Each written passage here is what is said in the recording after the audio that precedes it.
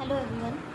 Next हम बात करते हैं पाइला के अंदर ब्लड सर्कुलेटरी सिस्टम की, या ब्लड वस्कुलर सिस्टम जिसको बोलते हैं, या फिर इसको अपन सर्कुलेटरी सिस्टम भी बोल सकते हैं। अगर पाइला के अंदर सर्कुलेटरी सिस्टम की अगर बात की जाए तो पाइला के अंदर सर्कुलेटरी सिस्टम जो होता है वो ओपन टाइप का होता है। कैसा होता है? ओपन टाइप का मतलब जिसके अंदर ओपन टाइप वाले में क्या होता है, जिसके अंदर ब्लड जो होता है वो डायरेक्टली फ्लो करता है, और क्लोज्ड वाले में क्या होता है जिसमें आर्टरीज और वेन्स जो होती है वो पाई जाती हैं। इसके अंदर भी आर्टरीज और वेन्स भी पाई जाती हैं, लेकिन फिर भी इसके अंदर क्या होता है, रेस्पायरेशन जो होता है, रेस्पायरेशन दो तरह का होता है, क्योंकि ये वाटर के अंदर भी रह सकता है, लैंड के अंदर भी रह सकता है। तो रेस्पायरेशन के लिए इसके अंदर गिल्स भी काम होते हैं और लंग्स जो होते हैं वो भी पाए जाते हैं। तो रेस्पायरेशन दो तरीके से होने की वजह से इसके अंदर ब्लड का ट्रांसपोर्टेशन जो होना चाहिए वो गिल्स में भी होना चाहिए और लंग्स में भी होना चाहिए। तो इसकी वजह से इसका ब्लड वस्कुलर सिस्टम जो होता है थोड़ा सा टिपिकल टाइप का होता है, और इसके अलावा ये वेल डेवलप टाइप का होता है, थोड़ा सा ये कॉम्प्लेक्स होता है। अब अगर हम सर्कुलेटरी सिस्टम की अगर बात करें तो सर्कुलेटरी सिस्टम के अंदर इसके अंदर क्या होता है, जो ऑर्गन्स जो पाए जाते हैं सर्कुलेटरी सिस्टम में कौन कौन से ऑर्गन, तो इसमें भी मेनली यही ऑर्गन काम आते हैं जो अपन ने पहले मून के अंदर देखे थे, जैसे pericardium, heart, aorta, sinus, veins और ब्लड। ठीक है, पेरिकार्डियम की अगर मैं बात करूं तो पेरिकार्डियम जो होता है, पेरिकार्डियम कैसा होता है, ये ओवल शेप का होता है, इस तरह का। ठीक है, ये ओवल शेप का होता है। ओवल शेप का होने के साथ साथ में इसकी वॉल जो होती है वो बहुत ही पतली बनी होती है, और ये कहाँ पर पाया जाता है, जो पल्मोनरी सेक जो होता है, पल्मोनरी सेक की अगर इसकी पोजीशन की बात करूँ तो पल्मोनरी सेक जो होता है इसके पीछे की तरफ पेरिकार्डियम पाया जाता है। ठीक है, पेरिकार्डियम कैसा होता है, ओवल शेप का होता है, इसकी वॉल जो होती है वो बहुत ही थिन होती है, और इसकी पोजीशन जो होती है वो कहाँ होती है, जो पल्मोनरी सेक होता है, फुस्फुसीय कोश जिसको हम बोलते हैं हिंदी में, उसके ये पीछे की तरफ स्थित होता है। ठीक है, इसके अलावा ये रीनल चैम्बर और जो डाइजेस्टिव ग्लैंड होती है वहाँ तक ये फैला रहता है। हार्ट की जो कवरिंग होती है, मैंने आपको पहले बताया था पहले मून के अंदर कि हार्ट जो होता है, जैसे ये हार्ट है, इस हार्ट के चारों ओर जो कवरिंग जो होगी वो कवरिंग क्या कहलाएगी, पेरिकार्डियम कहलाएगी। जो आवरण जो होता है वो पेरिकार्डियम कहलाता है। तो ये पल्मोनरी सेक के पीछे की तरफ होता है, और ये कहाँ तक फैला रहता है, रीनल चैम्बर, और इसके अलावा डाइजेस्टिव सिस्टम जो होता है या डाइजेस्टिव ग्लैंड जो होती है वहाँ तक ये फैला हुआ रहता है। इसके अंदर क्या क्या होते हैं, पेरिकार्डियम की अगर बात करें तो क्योंकि ये हार्ट को पूरा कवर करके रख रहा है, इसके अंदर पूरा हार्ट है, तो इसके अंदर क्या क्या पाई जाती है, हार्ट इसके अंदर होती है, इसके अलावा एरोटिक आर्क जो होती है, एरोटिक एम्पुला वगैरह जो होती है। कुल मिला के ये जो पूरी स्ट्रक्चर आपको दिखाई दे रही है ये इसके हार्ट की स्ट्रक्चर है। ठीक है, ये पूरी स्ट्रक्चर जो होती है इस पेरिकार्डियम के अंदर कवर होती है, इसके चारों ओर क्या पाई जाती है, कवरिंग पाई जाती है। ठीक है, तो ये पेरिकार्डियम होता है। अब सेकंड हम बात करते हैं हार्ट की, तो ये हार्ट का डायग्राम है। पाइला के अंदर हार्ट की अगर बात करें तो हार्ट जो होता है कुछ इस तरह का होता है। इसका हार्ट दो चैम्बर का होता है, एक होता है ऑरिकल, दूसरा होता है वेंट्रिकल। ऑरिकल को हम क्या बोलते हैं, आलिंद बोलते हैं, और वेंट्रिकल को हम क्या बोलेंगे, नीलय। आलिंद और नीलय। एक ऑरिकल पाया जाता है और एक वेंट्रिकल पाया जाता है। ऑरिकल और वेंट्रिकल, ऑरिकल ऊपर की तरफ, वेंट्रिकल नीचे की तरफ, इसके बीच में एक वॉल पाया जाता है जिसको बोला जाता है auriculo ventricular wall. Auriculo ventricular valve. इस वॉल्व का काम क्या होता है कि ये ब्लड को जब ऑरिकल से ब्लड वेंट्रिकल में आता है तो उसके बाद में ये फिर से वेंट्रिकल से ब्लड के रिवर्स फ्लो को रोकता है। ब्लड का जो उल्टा जो फ्लो हो रहा होता है तो उसको ये क्या करता है, प्रिवेंट करने का काम करता है, रोकने का काम करता है।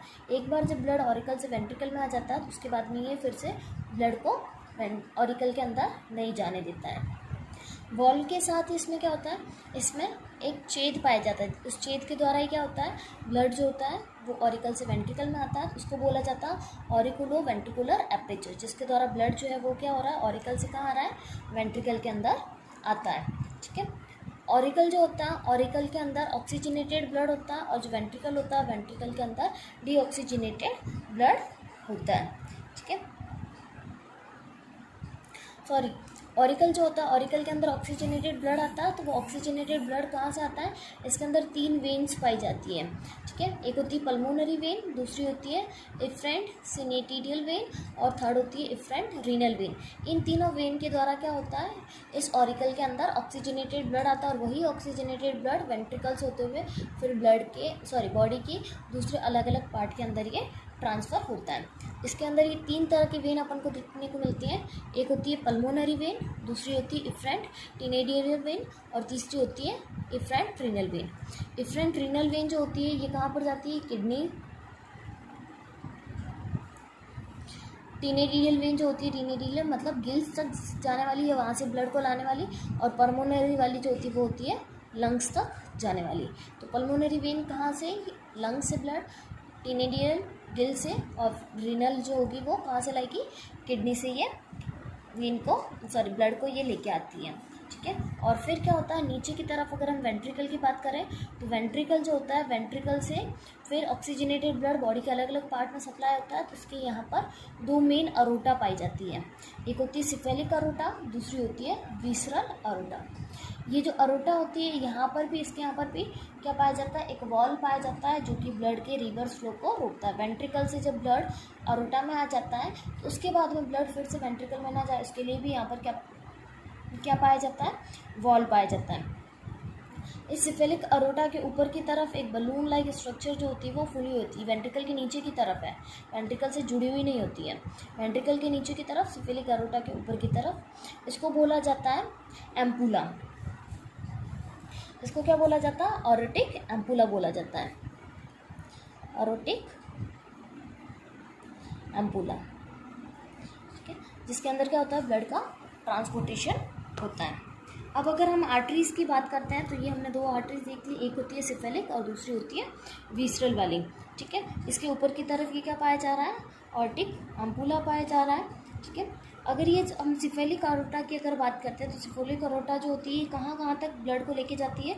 ये 3 पार्ट तक ब्लड में लेके जाती है। ये आगे जा कर के 3 आर्टरीज़ के अंदर ये डिवाइड होती है। एक होती है बाहर की तरफ होती है जिसको बोला जाता है क्यूटेनियस, दूसरी होती है इसोफेगल और तीसरी होती है लेफ्ट पेलियल आर्टरी।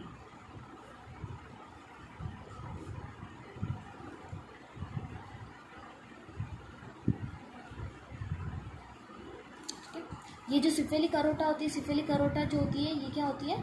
3 पार्ट में डिवाइडेड होती है, या फिर हम 3 आर्टरी बोल सकते हैं। 3 आर्टरीज में ये डिवाइडेड होती हैं। कौन कौन सी? क्यूटेनियस, इसोफेगल और लेफ्ट पेलियल आर्टरीज के अंदर। ये क्या करती है? अलग अलग जगहों पर ब्लड को आगे सप्लाई करने का काम करती है, ब्लड को आगे आगे सर्कुलेट करने का काम करती है। जैसे कि ऑस्ट्रेडियम वगैरह जो होते हैं, मेंटल जो होता है, मेंटल मतलब जो इसकी कवरिंग जो पाई जाती है, एप्पल स्नेल की ये जो कवरिंग जो होती है ना, ये कवरिंग, तो ये मेंटल कहलाता है। इस कवरिंग तक, न्यूक्लियर लोब तक वगैरह, ये किसके द्वारा? जो सिफेलिक अरोटा होती है, ये सिफेलिक अरोटा क्या करती है? ब्लड को ट्रांसपोर्ट करती है, ठीक है। उसके अलावा इसोफेगस वाली जो होती है ये रेडुलर सेक वगैरह जो होती है, रेडुलर आर्टरी जो मैंने आपको डाइजेस्टिव सिस्टम के अंदर बताया, वहाँ पर पेलियर आर्टरी जो होती है वहाँ तक ये क्या करती है? ब्लड को सर्कुलेट करने का काम करती है। इसके अलावा लेफ़्ट वाली जो पेलियल आर्टरी जो होती है ये क्या करती है? टेंटिकल्स, ऑप्टिक आर्टरीज वगैरह जो होती है वहाँ पर पेडल आर्टरीज वगैरह, पेडल आर्टरीज मतलब जो इसके फुट वगैरह जो पोर्शन जो होता है वहाँ पर ये क्या करती है? ब्लड को सप्लाई करती है। तो ये क्या करती है? इन तीनों आर्टरीज का काम क्या होता है? ये अलग अलग ऑर्गन्स के अंदर ब्लड को ट्रांसपोर्ट करती है, ठीक है। अब सेकेंड अगर हम बात करते हैं विसरल अरोटा की, तो विसरल अरोटा जो होती है ये 5 आर्टरीज में डिवाइडेड होती है। कितनी आर्टरीज में डिवाइडेड होती है? 5 आर्टरीज के अंदर ये डिवाइडेड होती है। 5 आर्टरी में सबसे फर्स्ट आती है पेरिकार्डियल आर्टरी। फर्स्ट आती है पेरिकार्डियल आर्टरी, जो हार्ट की कवरिंग जो होती है, जो मैंने आपको कवरिंग जो बताई थी ये वाली पेरिकार्डियल, पल्मोनरी से एक के पीछे की तरफ पेरिकार्डियल आर्टरी। तो यहाँ पर जो ब्लड जो आता है किसके द्वारा आता है? विसरल अरोटा के द्वारा आता है। फिर दूसरी आती है ये पेरिकार्डियल आर्टरी जो होती है कहाँ कहाँ तक? पेरिकार्डियम तक, स्किन तक और डाइजेस्टिव ग्लैंड तक ये ब्लड को सर्कुलेट करती है। स्किन, डाइजेस्टिव ग्लैंड और इसके अलावा पेरिकार्डियम जो होता है वहाँ तक के ब्लड को सर्कुलेट करती है। फिर आता है हम सेकेंड जो आर्टरी आती है वो आती है गैस्ट्रिक आर्टरी। गैस्ट्रिक को हम हिंदी में जठर बोलते हैं, जठर, जो डाइजेस्टिव ग्लैंड में जो जठर जो होता है, गैस्ट्रिक ऑर्गन जो होता है, जो गैस्ट्रिक जूस को रिलीज़ करता है, तो वहाँ पर क्या आती है, गैस्ट्रिक आर्टरी आती है, ठीक है, जो गैस्ट्रिक ऑर्गन तक क्या करती है, ब्लड को सप्लाई करती है। उसके बाद में थर्ड जो आती है वो आती है इंटेस्टाइनल आर्टरी। थर्ड कौन सी आएगी, इंटेस्टाइनल आर्टरी आएगी, जो इंटेस्टाइन तक लेके जाएगी, ये लेके जाती है गैस्ट्रिक तक, ये लेके जाती है इंटेस्टाइन तक। फोर्थ आती है इसके अंदर रीनल आर्टरीज, रीनल आर्टरीज जो लेके जाएगी किडनी तक, ब्लड को किडनी तक लेके जाती है। और उसके बाद में लास्ट जो आती है इसके अंदर वो आती है हिपेटिक आर्टरीज, जो हिपेटिक आर्टरीज होती है क्या करती है, डाइजेस्टिव ग्लैंड तक लेके जाती है। मैंने आपको बताया डाइजेस्टिव सिस्टम में डाइजेस्टिव ग्लैंड के रूप में इसमें लीवर हो सकता है। तो विसरल अरोटा से, सिफेलिक अरोटा से तो 3 निकली थी, और विसरल अरोटा से कितनी निकलती है, 5 निकलती है। Pericardium artery, gastric artery, intestinal artery, renal artery और हिपेटिक आर्टरी, ठीक है। पेरिकार्डियम जो भी वो कहाँ तक जाएगी, स्किन तक, डाइजेस्टिव सिस्टम तक, डाइजेस्टिव ग्लैंड तक। पेरिकार्डियम तक जाएगी, गैस्ट्रिक आर्टरी गैस्ट्रिक तक जाती है, इंटेस्टाइनल आर्टरी इंटेस्टाइन तक जाती है, रीनल आर्टरी किडनी तक जाती है, और हिपेटिक आर्टरी जो होती है वो लीवर तक जाती है। तो ये इसके अंदर दोनों अरोटा होती है, जो हार्ट से जो अरोटा निकल रही है अलग अलग ऑर्गन में ब्लड को लेके जाती है। अब अगर हम साइनस और वेन्स की बात करें, अरोटा के बाद में क्या आता है, साइनस और वेन्स जो होती है। तो साइनस और वेन्स जो होती हैं, तो इसके अंदर क्या होता है कि ये साइनस और वेन्स जो होती हैं ये हीमोसोइल का निर्माण करते हैं। इसके अंदर टोटल 4 साइनस पाए जाते हैं। टोटल कितना, अगर हम साइनस की बात करें इसके अंदर, तो साइनस जो होते हैं टोटल कितने होते हैं, 4 साइनस इसके अंदर पाए जाते हैं। पहला होता है पेरिविसरल साइनस,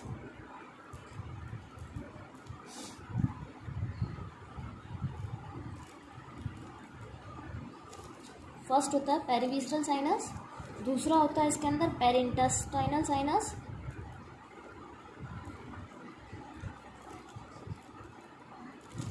तीसरा इसके अंदर हम बात करते हैं ब्रैंक्योरीनल साइनस की।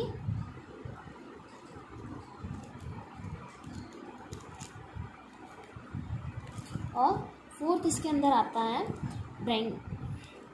Pulmonary sinus.